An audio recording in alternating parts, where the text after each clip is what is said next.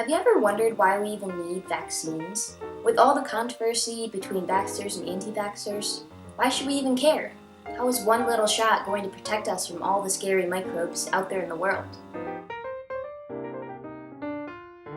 In actuality, vaccines are one of the most revolutionary technologies to develop over the past 100 years. In 1900, if you were to ask someone what were the main causes of death, they would say diseases like pneumonia, influenza, or tuberculosis. But if you were to ask someone that same question in 2019, they would likely say heart disease, respiratory infections, or stroke.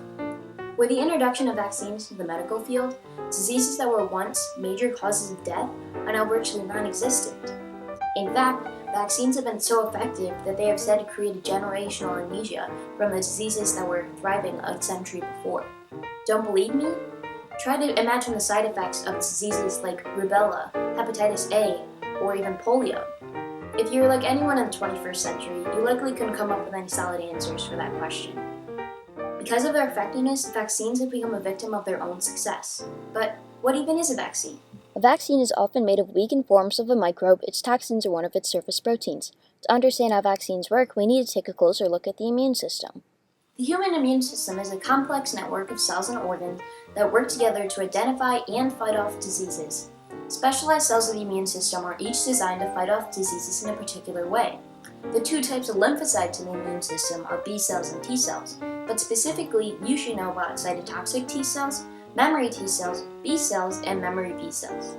Cytotoxic or killer T cells carry out their function by releasing two types of cytotoxic proteins: the granzymes, which induce apoptosis or cell death, and the protein perforin, which punches holes in the target cell membrane through which the granzymes can enter.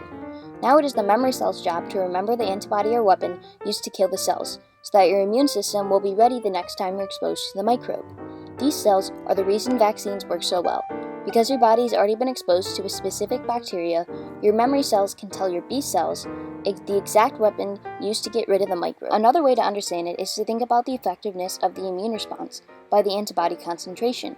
When you're first exposed to the microbe, it takes more time to make fewer antibodies. But on the second exposure, your immune response is able to react faster and start making antibodies immediately. And this is why vaccinations are so effective.